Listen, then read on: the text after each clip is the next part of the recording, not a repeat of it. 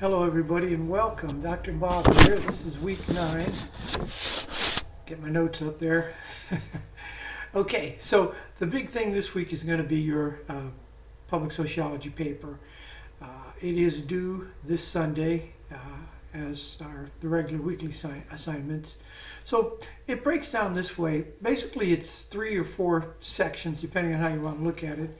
But I'm looking at between 3 and 4 pages in length. Now that does not include your cover page, does not include your citations. It's 3 or 4 pages of text. Okay, so begin with your introduction. And I prefer if you break your paper into these discrete sections. But section 1 then would be your introduction. And that's where you're going to identify a social problem in your community. Tell me what it is and tell me why you believe it is a social problem in your community. Have you experienced something? Has there been something happen recently? The second section is your literature review, and by now I would think most of you are familiar with the literature review, but just to rehash, your literature review is always a good opportunity to see what is it that we know about this subject in general. It may not have anything to do with your specific community, but we may know something about the problem in general. So it's a good opportunity to include that the literature, if there's any data out there you'd like to introduce, any studies, this sort of thing. The third part then is your proposed resolution.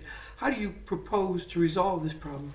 And remember, the basic format of the paper is as a research proposal. Again, I'm not asking you to go out and do this project. What I'm asking you to do is to propose how you would resolve the problem. And again, a lot of times the literature review is a good way to find proposed resolutions. Where did it work in other places? Where did it not work? That sort of thing. And then finally, the fourth section, which is usually relatively small, is the conclusion, maybe only half a page or less. Your conclusion should tell me how do you think it's going to be received? Is there available funding for this sort of thing? Is there resistance? Is there people who are excited about it, who might cooperate, other agencies, that sort of thing? So basically that's it.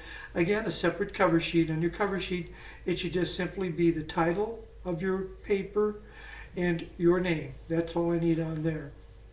As far as the format itself, any academic professional format is fine, whether it's ASA, APA, MLS, whatever you're familiar with, it'll be fine. This week's discussion board is on gender equality. And then next week, week 10, will be the topic is families. And then week 10 finishes us up for the regular term. The week of December 2nd through December 8th will be your final exam. And you'll recall from the midterm, the final exam is the same format. Just a couple of pages. There's no discussion board in that week, week 11. There's no quiz that week. It's just simply you have all week to work on the final exam. So anyway, that's it for what's coming up for this week and for the next couple of weeks. If you have any questions, as always, I'm here for you. Feel free to shoot me an email. For those of you who may not know, I am teaching race and ethnic relations in the U.S. in the winter term. So if you're interested, you are available or you are able to sign up at this time. I see I have students signing up for the course already, but there's still plenty of room. Again, if you're interested, it's an online course, of course. So anyway, that's it.